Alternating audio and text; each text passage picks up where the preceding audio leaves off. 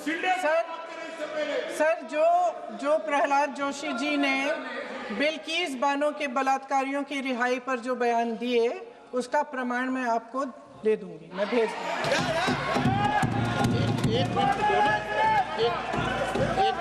मैं ऑथेंटिकेट कर लूँ। स्पीकर का डायरेक्शन 115, उनको पहले ऑथेंटिकेट करने का है सर। ऑथेंटिकेट करेंगे उसके बाद वो आगे बढ़ेंगे, ऐसा नहीं होगा। पहले ऑथेंटिकेट करने दो सर। उनको ऑथेंटिकेट करने के लिए कहिए, ऑथेंटिकेट करने कहिए उनको।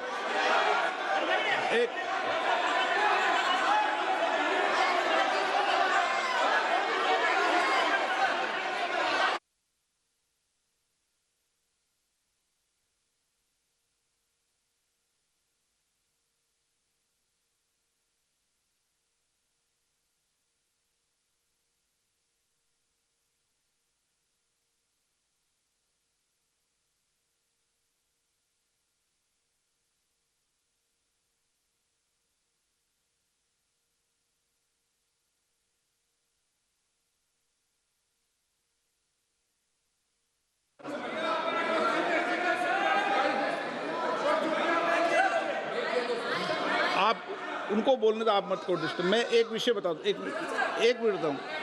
नियम 353 के अंदर फिर मैं एक बार स्पष्ट कर दूं, किसी भी सदस्य द्वारा किसी भी व्यक्ति के विरुद्ध मानहानि या अभियोगात्मक प्रकृति का कोई आरोप नहीं लगाया जाएगा जब तक कि सदस्य ने अध्यक्ष और संबंधित मंत्री को पर्याप्त अग्रिम सूचना नहीं दे दी हो।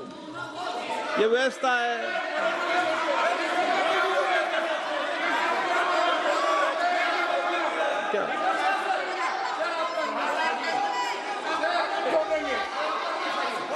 House, ma'am, the same house, Honorable Shrikant Dubey told, still that is in the record about Indira Gandhi ji. Still that in the record. Still that in the record. Sir, you are not removed, sir. बोलो, आप भी बोल लो।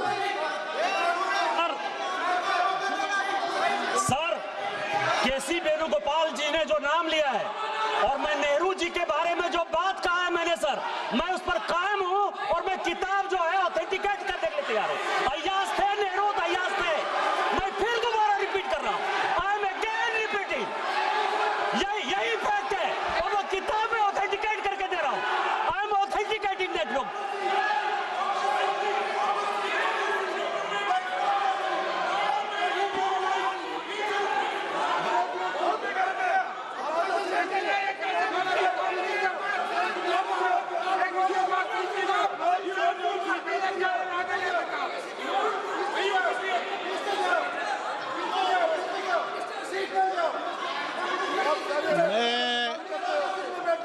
मैं जब आसन पर होता हूं, जो मैं व्यवस्था देता हूं, चाहे सत्ता पक्ष हो या प्रतिपक्ष हो, मैं समान व्यवस्था देता हूं।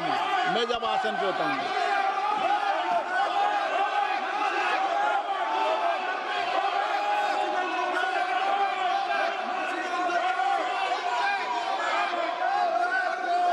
प्लीज बोलने दो। आप उनको बोलने दें,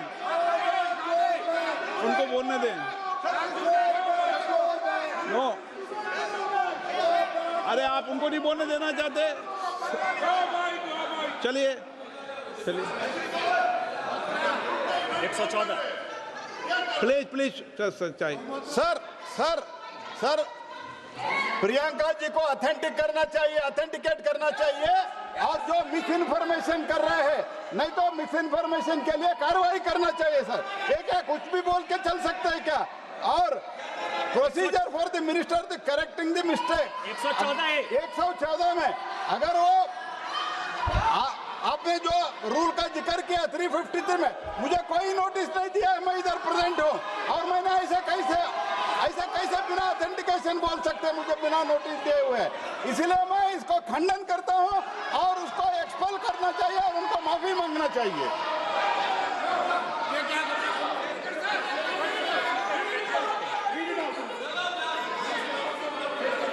नहीं, ये चैप्टर आगे नहीं बढ़ेगा सर। बिल पे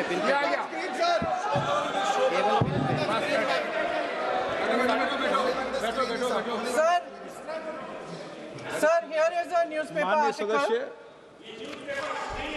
Sir, पूरा बुक ही लेके आए आपने बुक ही लेके आ सकता है। sir, written by a respected माननीय journalist. सदस्य, I will authenticate using this, sir. आप माननीय सदस्य प्लीज इसको छोड़ दें। नहीं बात सर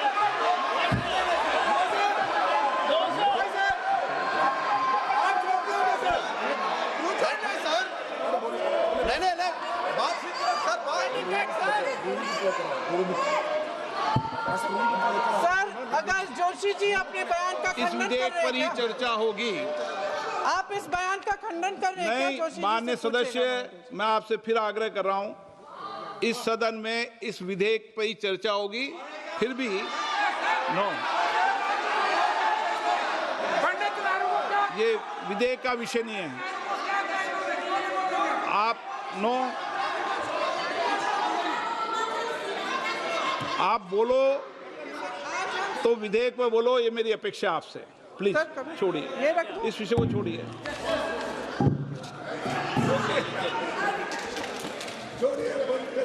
आज हम सदन पटल पर एक ऐसे विधेयक में संशोधन पर डिबेट कर रहे हैं जो 2024 में पारित हो चुका था, और इसमें मुख्य संशोधन यही है कि पेपर लीक के अन्य अपराधों के लिए सजा बढ़ाई जाएगी। मगर जब से ये विधेयक पारित हुआ तब से अब तक इस सरकार ने एक भी अपराधी को सजा नहीं दी। आपने देखा है कि कल और परसों से फेस रिकॉग्निशन द्वारा प्रदर्शन करने वाले बच्चों के नाम और पते सार्वजनिक किए जा रहे हैं, मगर यही काम पेपर लीक करने वाले अपराधियों के लिए अभी तक नहीं किया गया। ना इस विधेयक में पेपर लीक रोकने के कोई ठोस कदम है। इससे देश के युवाओं का भरोसा कैसे बनेगा? अध्यक्ष महोदय, आदरणीय प्रधानमंत्री महोदय जी को आपके माध्यम से मैं कहना चाहती हूं कि शायद उन्हें अपने सलाहकार बदलने चाहिए। वे असलियत से एकदम टूट चुके हैं। नई कमेटियां बनाने से काम नहीं चलेगा। उनका अध्यक्ष चाहे कोई भी हो।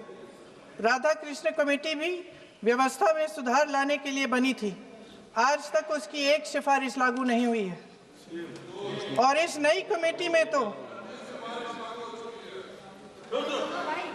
नई कमेटी में तो एक एक्स-आईबी चीफ,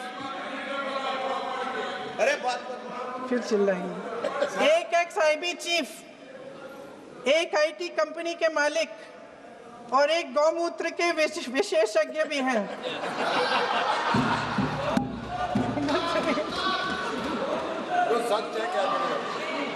इन्हें शिक्षा के बारे में क्या पता जी? सर, सच है। आप आज मेरे से नाराज हो रहे हैं। मन मुस्कुरा लीजिए। वो आपने भी चुनाव लड़ा।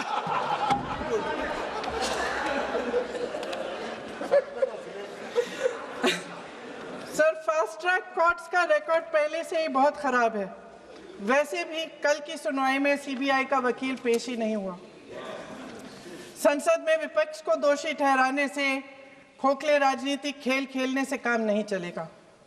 आप जेन जी का भरोसा वापस जीतना चाहते हैं तो नए एंगल से अपने फोन से नए वीडियो बनाने से नहीं होगा।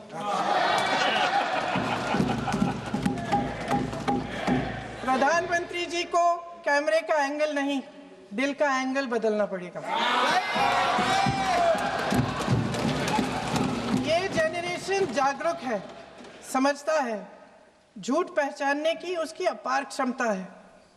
इनका दिल और दिमाग जीतने के लिए आपको सच्चाई पर उतरना पड़ेगा। आपके शासन के चलते इस नौजवान पीढ़ी के साथ घोर अन्याय हुआ है, बर्बरता हुई है। इस सच्चाई को स्वीकार करिए। अपनी जिम्मेदारी से पीछे हटने से काम नहीं चलेगा। आदरणीय प्रधानमंत्री महोदय जी, आपको जिम्मेदारी लेनी पड़ेगी, ठोस कदम उठाने पड़ेंगे। शिक्षा विशेषज्ञों को इकट्ठा कीजिए, छात्रों, अध्यापकों, सभी स्टेक होल्डर्स को साथ लेकर अन्य विचारधाराओं के थॉट लीडर्स के साथ गहरी चर्चाएं करवाकर एक नई शिक्षा प्रणाली तैयार कीजिए। मौजूदा नेशनल एजुकेशन पॉलिसी में 8 महीने तो एग्जाम चलते हैं, अध्यापकों को पढ़ाने का समय नहीं मिलता।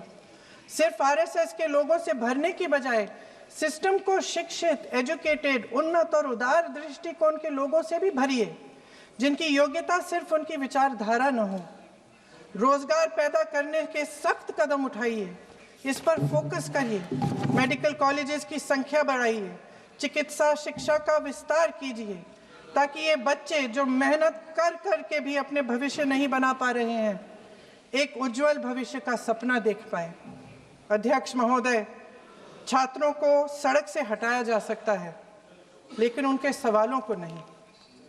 हर लाठी जो किसी लड़की पर, किसी लड़के पर चली है, वे बच्चों की पीठ से ज्यादा सरकार की साख पर पड़ी है।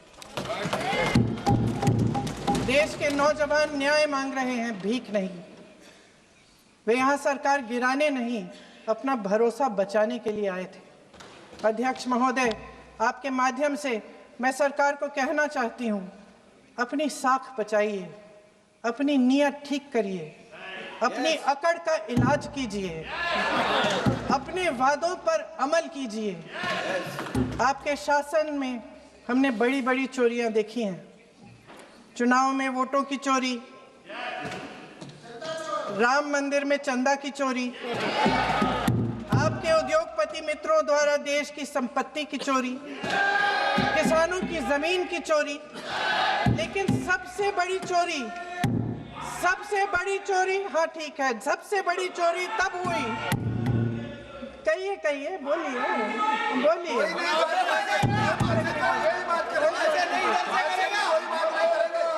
सुन लीजिए, शांति से सुन लीजिए, शांति से सुन लीजिए। आपको मौका मिलेगा, आप जितनी भी चोरियों की बात करना चाहते हैं आप कर लीजिए, अभी मेरा समय है। सबसे बड़ी चोरी तब हुई जब देश के नौजवानों के भविष्य, उनके सपने चुराए गए। भविष्य की चोरी, सपने की चोरी किसी भी चोरी से कहीं बड़ी होती है महोदय। अगर देश का युवा निराश हो जाए, अगर देश का युवा निराश हो गया, उसकी उम्मीद टूट गई, तो सबसे बड़ी हार भारत की हार होगी। और हम कांग्रेस और विपक्ष के लोग जान दे देंगे, मगर भारत की हार नहीं होने देंगे। जय हिंद। सर, अब तो मुस्कुरा लीजिए, भाषण खत्म।